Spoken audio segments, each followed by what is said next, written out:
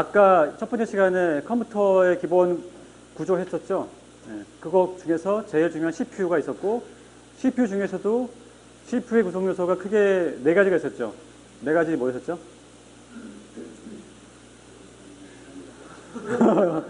연산장치, 레지스터, 버스, 그다음에 뭐였지 하나가? 제어장치. 예. 그래서 제어장치가 있는데 제어장치의 유형에 따라 가지고 CPU를 부르는 게 틀리죠. 예. 하드웨어 방식이냐 소프트웨어 방식이냐. 하드웨어 방식은 리스크, 소프트웨어 방식은 시스크라 부른다고 했잖아요. 그래서 이번 시간에는 이제 그런 시스크와 리스크가 있는데 어떻게 좀 생겨먹었는지 그걸 좀 더 보고 나서 다른 것들을 진행하겠습니다. 자, 왼쪽이 시스크예요. 컴플렉스 인스트럭션 셋. 이렇게 별도의 제어 메모리를 갖고 있어요. 얘는 요 안에 이 제어 신호를 발생시키는 여러 가지 명령어들이 다 들어가 있어요. 그래서 이 제어 장치가 여기서 뭔가 제어 명령어를 해석해가지고 명령을 주는 거예요. 이렇게. 그다음에 리스크 같은 경우는 별도의 하드웨어 제어 장치가 있고, 그렇죠? 이 안에서 그냥 명령 제어 신호를 발생시키는 거예요. 근데 요 구조상 특징은 얘 같은 경우는 별도의 명령 캐시가 있죠. 얘는 없죠. 예, 그 차이가 있고, 그 다음에 여기 하드웨어냐 소프트웨어냐 그 차이가 있고, 그런 차이가 있습니다. 그래서 비교를 해보시면 당연히 이제 시스크 같은 경우 명령어가 많겠죠. 얘는 100개, 200개. 얘는 상대적으로 100개, 4배로. 그렇죠? 그 다음에 얘 같은 경우는 그러니까 명령어를 제어하는 그런 방식이 되게 다양하고 복잡해요. 그래서 명령어 길이도 아까 우리 보셨죠? 명령어가 뭐였었죠? 연산 코드와 오퍼랜드로 만들어졌었죠? 네, 그렇게 만들어진 명령어의 그 세트가 8비트짜리 명령어, 16비트짜리 명령어 이렇게 해가지고 가변 길이 명령어를 얘는 할 수 있어요. 얘는. 그리고 어드레싱 방식도 되게 많죠. 대신에 얘는 레지스터가 적어요. 그리고 리스크 같은 경우는 이거에 비해서 명령 길이가 얘는 고정이에요. 고정. 가변적이지가 않아요. 32비트 같은 거 대부분. 그리고 대부분이 이제 레지스터를 많이 활용해요. 같은 경우는. 그래서 레지스터가 되게 많아요. 그럼 이걸 딱 봤을 때 큰 차이가 있죠. 얘는 좀 복잡하지 뭐가 많고 복잡하죠. 근데 얘는 좀 단순하죠. 그러면 자, 단순하고 복잡한 거를 차이점이 있는데 이걸 가지고서 이제 활용할 때 어떤 측면에서 더 유리하겠어요?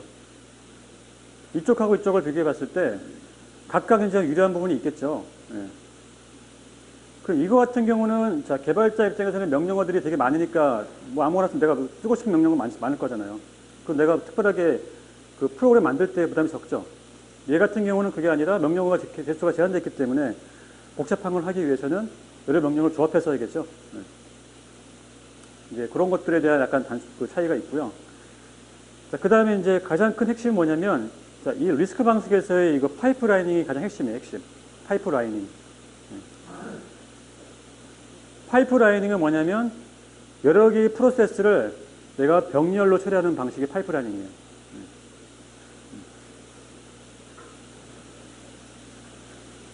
자, 그러면 이제 명령의 길이가, 이게 왜 얘기 드리냐면, 자, 이 가변 길이 명령어냐, 고정 길이 명령어냐, 이게 되게 요거랑 관계가 있단 말이에요.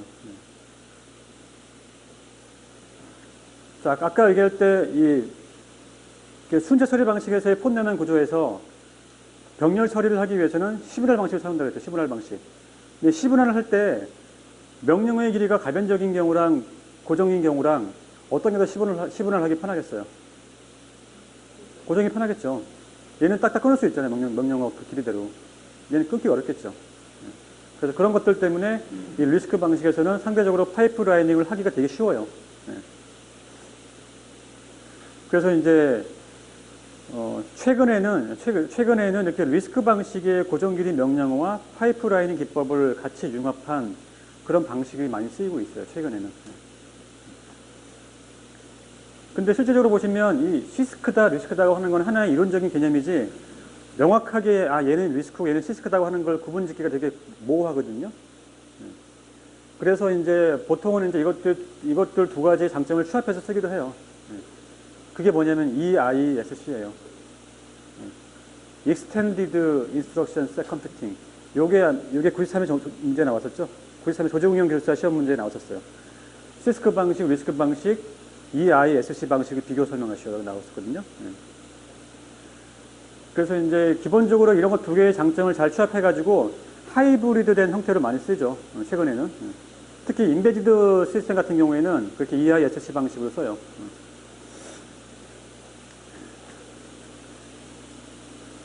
자, 그 다음에 이제, 또 다른 개념이 있는데, 이렇게 에픽이라는 게 또 있어요. 에픽. 예. 그러니까 제어장치 구현 방식에서 아까 제가 말씀드린 게 리스크 시스크가 있는데, 리스크 시스크 외에도 에픽이라고 하는 좀 더 응용된 형태의 그 방식, 제어장치 구현 방식이 또 있어요. 에픽. 예. 자, 얘는 뭐냐면, 자, 보시면, 이 두 개의 단점을 보완해서 만들었다. 그리고 이렇게 삽입 투여 명령어 셋이라고 했잖아요. 예. 얘는 이제 인텔에서 이 기법을 만들어냈어요. 에픽이라고 하는 기법을. 얘의 핵심이 뭐냐면, 자, 소프트웨어를 이제 기계어로 번역하는 순간에 병렬 처리가 가능한 부분을 미리 추출해가지고 기계 코드를 만드는 거예요. 그러니까 쉽게 얘기해서 컴파일 할 때 명령어를 여러 개의 복잡한 명령을 하나로 압축시키는 거예요, 이거. 네. 그게 에픽의 핵심이에요. 그래서 이런 방식도 있고, 그래서 이제 이 에픽 같은 경우는 그래서 인텔의 아이테니엄에 최초로 도입이 됐었다. 네. 근데 얘 같은 경우는 아무래도 이제 조금 이렇게 다 할 수는 없겠죠. 네. 이렇게 할 수 있는 부분은 뭔가 좀 단순하고 예측 가능한 그런 분야에서는 얘를 쓸 수 있겠지만, 그렇지 않은 분야는 이걸 쓰기 어렵겠죠. 약간 특수 목적으로 쓰는 게 약간 에픽이고요. 하여튼 최근에는 전반적으로 이제 리스크의 장점이 많아가지고 리스크 방식으로 많이 쓰이고 있죠. 자, 그 다음에 자, 제어 장치가 금방 있었죠. 제어 장치. 그럼 제어 장치에서 하는 게 뭔가 명령어를 꺼내오세요. 명령을 해독하세요. 그럼 신호를 얘가 발생시킬 거잖아요. 그렇죠?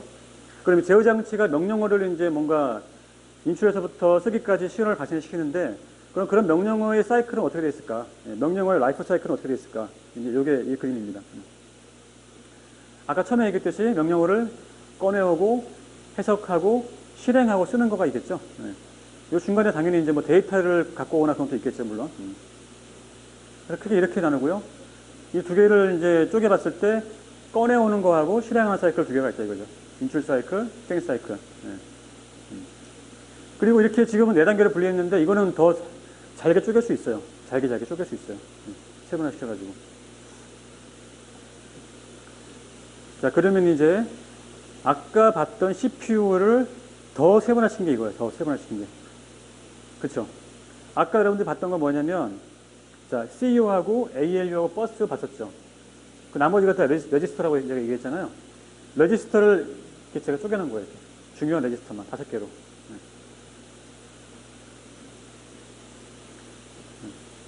그래서 ALU, CU, 버스, 레지스터로 만들어져 있고, 요거는 이제 그걸 상세화시켜서 만드는 그런 도식화시킨 그림이에요. 네.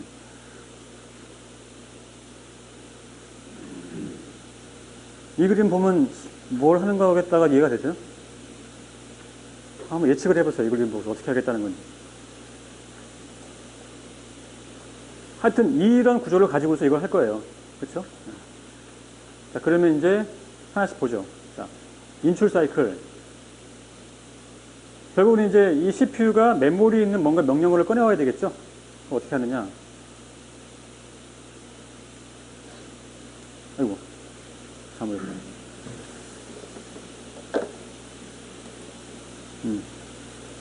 자, 처음에, 자, 프로그램 카운터라고 하는 게 있죠, 프로그램 카운터. 여긴 뭐가 있냐면, 다음에 실행될 명령어의 위치가 여기 들어가 있어요. 프로그램 카운터에는. 그럼 여기를 보면은, 아, 다음에 실행할 명령어가 어디 있는지 알 수 있겠죠? 아, 봤더니, 기억장치 1번지에 가서 명령어가 있다고 하네. 네, 그렇죠. 그럼 1번지로 가는 거예요, 일단. 갈 때는 어떤 버스를 타고 간다? 어드레스 버스를 타고 간다, 그렇죠. 근데 그냥 가는 게 아니라 메모리 어드레스 레지스터 여기다가 이거를 먼저 저장한 다음에 여기서 가는 거예요. 그리고 나서 이 프로그램 카운트는 하나 증가시켰겠죠. 일단 갔어요.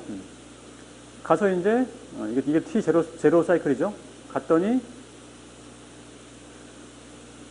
뭔가 있었고 이걸 꺼내왔어요. 일단 꺼내왔는데 이거를 바로 그냥 이로 주는 게 아니라 메모리 버퍼 레지스터에다가 내가 꺼내는 명령을 하나 갖다 놔요. 이따가 이때 이제 프로그램 카운터가 하나 증가되게 되겠죠. 네. 자, 그리고 나서 이제 명령을 꺼내왔어요. 내가 꺼내왔는데 이게 뭔지 내가 알아야 될 거 아니에요. 그쵸? 그래서 이게 명령어기 때문에 얘는 인스트럭션 레지스터에다가 일단 보관을 해요. 그러니까 명령어 전용 레지스터에다가 얘를 다시 보관을 해요. 여기다가. 여기까지가 이제 실제 명령어를 꺼내오는 사이클이에요. 아직까지 명령어를 해독하거나 실행을 안 했죠.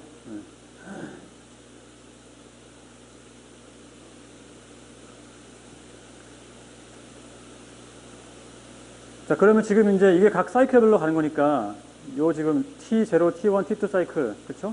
이거는 클럭의 주기를 말하는 거예요. 얘는 3개의 CPU 클럭 주기를 소요시킨 거고, 만약 CPU가 1GHz짜리 CPU라면, 이거 3개 꺼내오는데 3나노세컨드가 걸린 거죠? 상당히 빠른 거죠? 3나노세컨드면은. 요 안에 지금 몇 가지 한 거예요. 그다음 질문. 기억장치 주소가 8비트 단위로 지정되고, 그 다음에 명령어 길이가 16비트라고 한다면 한 명령어를 읽은 다음에 프로그램 카운터는 며칠 더해야 할까요? 2개겠죠? 네. 이거 이해되세요? 이해되시죠? 네. 자, 그 다음에 꺼내온 명령을 이제 실행하는 거예요. 네. 이제 명령을 예를 들게요. 제가 이제 이 명령은 add 명령이에요. add 명령. 더하기 명령이에요.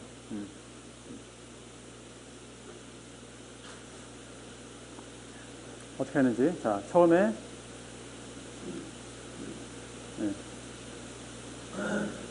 자, 꺼내 봤더니 얘는 뭐냐면 실제 어떤 데이터를 갖고 오라는 거예요. 네. 그래서 이렇게 쭉 가가지고 똑같이 메모리 어드레스 레지스터에 들어갔죠, 얘가. 그쵸? 네. 잠깐만요.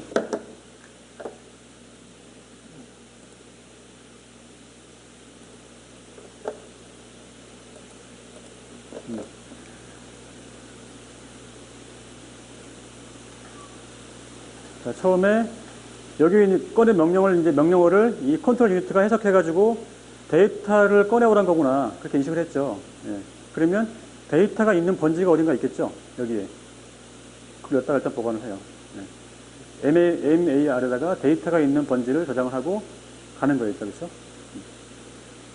그럼 가서 데이터를 갖고 왔어요. 그렇죠? 예. 다시 얘를 MBR에 저장하는 거예요. 메모리 버퍼 레지스터에다가. 예. 근데 이제 이번에 꺼낸 거는 데이터죠. 명령어가 아니라. 명령어라고 한데 밀려고 하잖아요. IR로. 근데 명령어가 아니고 데이터이기 때문에 얘는 바로 이 AL로 가가지고 연산을 바로 하는 거예요. 그냥. 그 다음에 그 더하는 결과를 이 어큐뮬레이터라고 하는 거에다가 이렇게 넣게 있죠. 이제. 연산을 한 결과가 여기 들어가는 거예요. 실제적으로. 큰 원리는 아시겠죠? 그러니까 바로 뭐 뭔가 명령어라든지 데이터가 가는 게 아니라 메모리 어드레스 레지스터에 들어간 다음에 여기에서 가게 되고, 그 다음에 꺼내온 명령이나 데이터도 바로 가는 게 아니라 메모리 버퍼 레지스터에 일단 보관된 다음에 이게 명령어면 인스트럭션 레지스터로 올라가고 명령어가 아니고 데이터라고 하면 바로 ALU로 가서 연산을 하게 되겠죠. 중간에 이렇게 버퍼가 있는 이유는 아시겠어요? 버퍼가 있어야지 내가 이 버퍼에 저장해 놓고 딴 것들을 할 수 있을 거잖아요. 그렇죠? 버퍼가 없으면은 그렇게 할 수가 없겠죠. 네.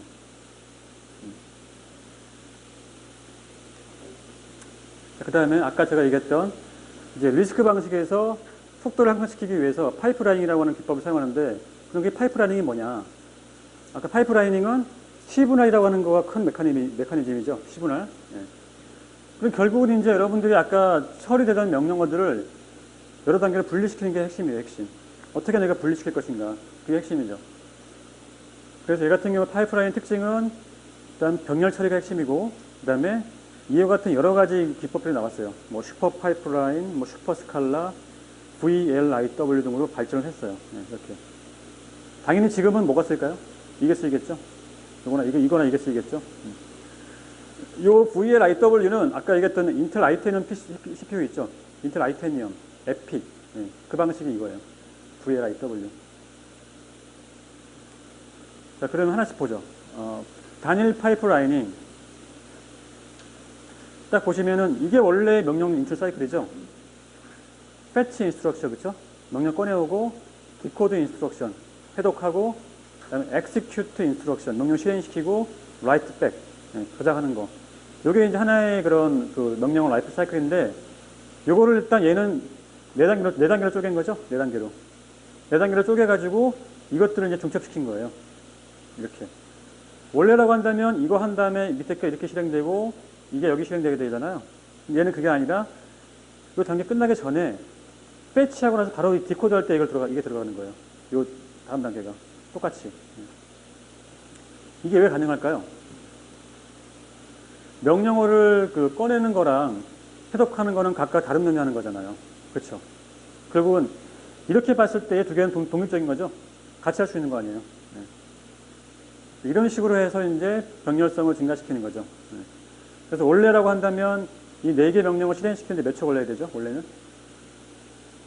이걸 만약 1초라고 했을 때, 이 한 단계를 1초라고 했을 때, 이렇게 파이프라인을 하지 않게 되면 어떻게 되죠? 16이죠, 16. 근데 이렇게 하게 되니까 7초로 줄어들었죠. 네. 그 2배 이상 빨라진 거죠, 속도가. 네. 그게 파이프라이닝의 원리예요. 네. 당연히 파이프라인이 이 주기를 작게 하면 작게 할수록 더 세분화될 수 있겠죠. 많은 걸 처리할 수 있겠죠. 더 빨라지겠죠. 하여튼간 단일 파이프라이닝은 기본적으로 이제 2단계, 4단계 파이프라이닝으로 세분화한 거다. 그 다음에 이제 슈퍼 스칼라는 뭐냐면, 자, 기본적인 메커니즘은 아까 파이프라이닝과 비슷한데, 여기 이게 들어갔죠? 원래 파이프라이닝은 이 패치 인스트럭션 할 때 똑같이 패치 인스트럭션 못 들어가잖아요. 근데 얘는 같이 들어가는 거예요. 이게 왜 가능하냐? 이런 것들을 처리해주는 유닛을 하나 더 둔 거예요. 복수개 유닛을. 그러니까 기능 유닛을 복수개를 포함시켜서 한 사이클에 여러 개 명령어가 처리될 수 있게 한 거예요, 이게. 그렇게 하면서 이제 이걸 다시 파이프라인을 이렇게 접목하는 거예요, 이런 식으로.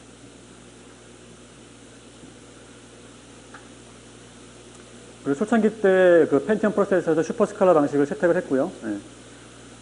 그래서 이 계산 공식은 뭐 복잡하긴 한데, 실제 이렇게 복잡하긴 한데, 이걸 외워서 쓸 수도 있고요. 아니면 그냥 여러분들 그림 그려가지고 하시면 돼요. 네.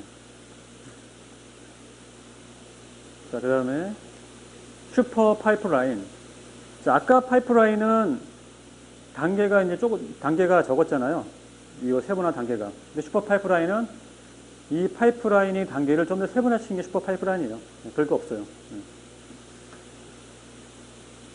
그래서 파이프라이닝의 스테이지를 세분화해서 클럭 사이클을 더 줄였다 이거죠. 그게 슈퍼 파이프라이닝의 핵심이죠. 자, 그러면 여러분 여기까지 했잖아요. 자, 파이프라인 배웠고, 슈퍼 스칼라 배웠고, 슈퍼 파이프라인 배웠어요. 그럼 하이브리드 해야 될 거 아니에요. 응용. 그래서 나온 게 뭐냐면, 슈퍼 파이프라인도 슈퍼 스칼라. 네. 슈퍼 스칼라와 슈퍼 파이프라인을 합친 거예요. 네. 그게 이런 모양이죠. 이렇게. 네.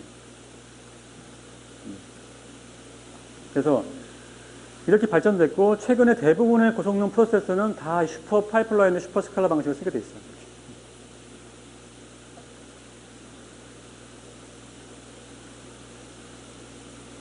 자, 그 다음에 이제 이 VLIW라고 한 건 뭐냐면, 아까 제가 에픽이 뭐라고 했죠, 에픽이? 컴파일 타임에서 병렬 처리 가능한 명령어들을 모아가지고 하나의 명령을 합친 거라고 그랬잖아요. 그럼 그 하나의 명령 그 길이가 어떻게 했어요? 길겠죠? 네. 그래서 very long instruction word예요. 네. 그러니까 명령어가 길어졌다. 아주 길다. 네. 이 방식이 VLIW고, 얘를 실제 구현한 게 이제 에픽이라고 한 거죠. 네. 얘 같은 경우는 이렇게 한 번에 추출해가지고 묶을 수 있는 명령어라고 한다면 상대적으로 단순한 것들이 단순한 거. 예. 상대적으로 쉬운 과학 계산 분야 같은 이런 것들은 쓰이지만 나머지 이제 좀 더 예측이 어려운 것들에 대해서는 VLIW가 쓰기가 어렵겠죠. 예. 그럼 파이프라인과 이 VLIW의 차이는 아시겠어요? 자, 파이프라인과 VLIW를 차이점을 설명하라고 하면 어떻게 얘기하시겠어요? 어차피 파이프라인 같은 경우도 이거 하려면은 이렇게 명령어를 쪼개야 될 거 아니에요. 그쵸? 그러니까 파이프라인 가능하게 명령어의 그 실행 순서를 내가 조합을 해야 될 거 아니에요. 컴파일 할 때. 그쵸? 근데 얘와 VLIW의 차이는 뭐예요? 그렇죠. 병렬 처리 가능하게 만들되 VLIW는 이거를 순서를 배치한 게 아니라 아예 명령어의 그런 명령어를 하나로 압축한 거예요. 그냥 압축. 그게 차이가 되는 거죠. 파이프라인은 명령어를 압축한 게 아니죠. 걔는 명령어의 실행 순서를 파이프라인 대출기 배치를 한 것뿐이고, 그렇죠? 그런 것들을 하나로 통합해가지고 명령을 만든 게 아니잖아요. 근데 VLIW는 그게 아니라 명령어를 여러 개, 10개의 명령어를 한 방의 명령어로 그냥 크게 만든 거예요, 그냥. 네. 차이점 아시겠어요? 이해 안 돼요? 10개의 명령이 하나로 줄었느냐, 아니 10개의 명령어를 파이프라인 되게 10개로 잘 쪼갰느냐, 잘 배치를 시켰겠느냐, 그 차이예요.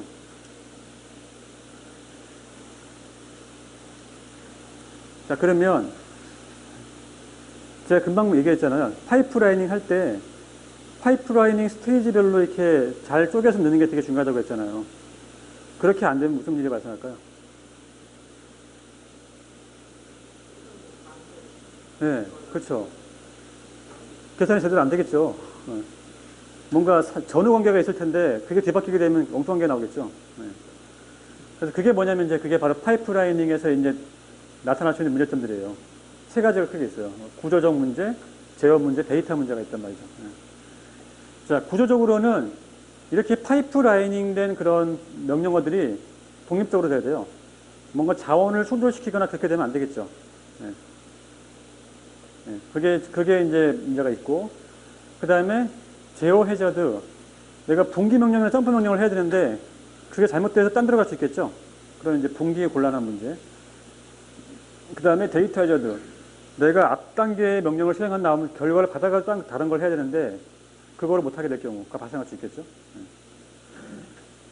그래서 결과적으로 이런 파이프라이닝의 해저드, 이걸 해저드라고 하거든요. 해저드, 장애물, 위험도, 이런 것들을 인해가지고 다음 명령이 원래는 내가 다음 사이클에 실행돼야 되는데 실행될 수 없다 이거죠.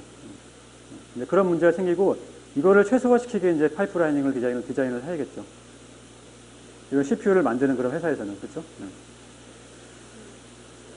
그래서 이런 것들을 보완할 수 있는 보완책들이 이렇게 5가지가 있어요. 자, 기본적으로 파이프라인이라고 한다면 명령어를 꺼내러 가는 게 그 부하가 있잖아요. 그렇죠? 근데 이제 꺼내러 가면서 그게 순서가 바뀔 수 있잖아요. 그럼 그러지 말고 한 방에 다 명령을 꺼내놔, 내가 그냥. 그러면 꼬일 일이 없겠죠. 그래서 이제 프로그램 흐름상의 모든 명령을 다 인출시켜 놓는 거예요. 이런 방식이 있겠죠. 물론 다 할 수는 없겠죠, 이것들은. 그래서 뭐 반복 루프가 있을 경우에 그런 것들은 얘가 이제 이 루프 명령 같은 경우는 별도로 버퍼에 저장해가지고 루프 돌 때마다 명령을 갖고 오는 게 아니라 여기 있는 것들을 바꿀 수 있겠죠. 그 다음에 분기 목적지 선 인출. 어차피 내가 명령 인출할 때 여러 번 가는 거를 줄이는 게 목적이니까 내가 분기 목적지를 알 수 있다면 내가 이거 하기 전에 그 분기 목적지 명령까지 다 한 번에 끊을 수 있겠죠. 한 번의 사이클에 2개 명령 끊을 수 있겠죠. 그렇게 하려면 어떻게 되겠어요? 명령어의 구조가 그런 것들을 처리할 수 있게 만들어져 있어야 되겠죠. 2개의 명령을 갖고 올 수 있게 돼 있어야 될 거 아니에요. 그리고 이제 이것들을 저장하기 위한 별도의 기억 정수가 필요하다. 그 다음에 분기 예측. 자, 근데 이렇게 이제 분기 목적지를 선인출한다고 하는 거는 어떤 문제가 있어요? 물론 내가 예측해서 꺼내오면 좋지만 그만큼 저장 공간이 필요하잖아요. 다 꺼내오게 되면 저장 공간이 많이 필요하잖아요. 그래서 정말 확률 높은 것만 꺼내오자. 그게 이제 분기 예측이에요. 분기가 발생할 것 같다. 그걸 예측을 해가지고 확률이 높을 경우에만 꺼내오는 거죠. 그렇지 않은 경우는 안 꺼내오는 거죠. 그런 게 있을 수 있고. 그 다음에 이제 뭐 분기 명령어를 지원시킬 수 있겠죠. 왜냐하면 이제 분기 명령어를 했는데 거기에 뭔가를 다른 명령을 하고 있어요. 그게 끝나야지만 내가 할 수 있잖아요. 그래서 그때까지 기다리고서 지연시키는 방법이 있겠죠. 그 다음에 캐시 분리. 네, 메모리 참조 시간을 줄이기 위해서 명령 캐시와 데이터 캐시를 분리하면 되겠죠. 네. 그럼 내가 특별히 명령어들은 꺼내오지 않고 캐시 있는 것들은 바로 쓸 수 있잖아요. 네, 그렇게. 이렇게 이제 이런 것들을 다 사용해서 이 파이프라이닝의 이제 해자들을 최소화시키기 위해서 이제 프로세서를 제작하는 업체들이 많이 노력하고 있죠. 그렇죠? 해자들을 해결하기 위한 가장 단순한 방법은 이런 요인이 사라질 때까지 파이프라인을 멈추는 것이다. 예. 근데 이제 결과적으로 파이프라이닝이 중기되는 것들을 최소화시켜야 되겠죠. 다음에 이제 기억장치. 네. 네네네. 예, 예.